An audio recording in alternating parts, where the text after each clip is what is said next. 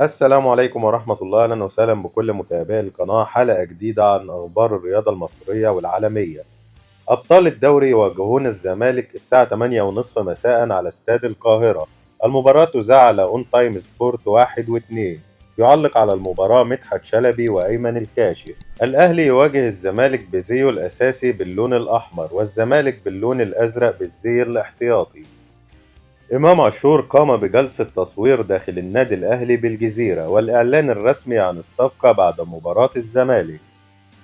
وفاة والد لاعب النادي الأهلي مروان عطية، واللاعب يغادر معسكر الأهلي قبل مواجهة الزمالك في الدوري لحضور مراسم العزاء.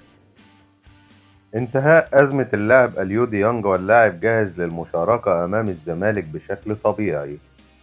بعد صلاح محسن، الأهلي يستقر على إعادة محمد شكري من سيراميكا كليوباترا الموسم المقبل بعد طلب من مارسيل كولر. تقارير صحفية تؤكد انتهاء الاتفاق بين الأهلي وميتلاند الدنماركي حول ضم إمام عاشور، ويتبقى فقط الإعلان الرسمي عن الصفقة.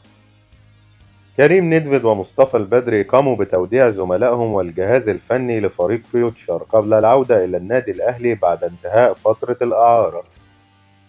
أحمد شوبير، مفاوضات الأهلي وبوبو راحة جاية ومحاولات لتقريب وجهات النظر في المقابل المادي. وبيراميدز يركز على ضم اللاعب مهند لاشين وتقدم بعرض رسمي لشراء اللاعب.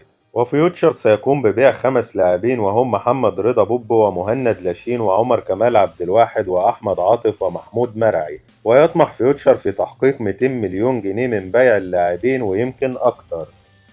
أنباء عن إرسال الزمالك فاكس رسمي لاتحاد الكرة يطالب فيه منع أغنية سطلانة في مباراة القمة أمام الأهلي. نادي الزمالك قام بإرسال كشف حضور مباراة القمة بتواجد مرتضى منصور كرئيس لمجلس إدارة النادي. مرتضى منصور: إمام عاشور رفض يروح بيراميدز رغم إنهم عرضوا عليه 20 مليون جنيه والأهلي عرض عليه 15 مليون بس، ورغم إن بيراميدز عاوز يشتريه ب4 مليون دولار، بس قال لأ برضه ومصمم إنه يروح الأهلي.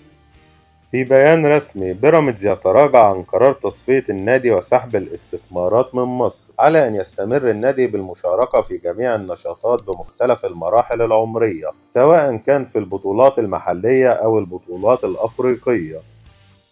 برونو سافيو يسجل أولى أهدافه مع بوليفار البوليفي بعد عودته إلى الفريق ورحيله عن الأهلي، بعد 19 دقيقة فقط من دخوله بديلا في الدقيقة 65. انتهت اخبارنا. لو لسه ما اشتركتش في القناة اشترك علشان يوصلك كل فيديوهاتنا الجديدة. ادعم الفيديو بلايك، والسلام عليكم ورحمة الله.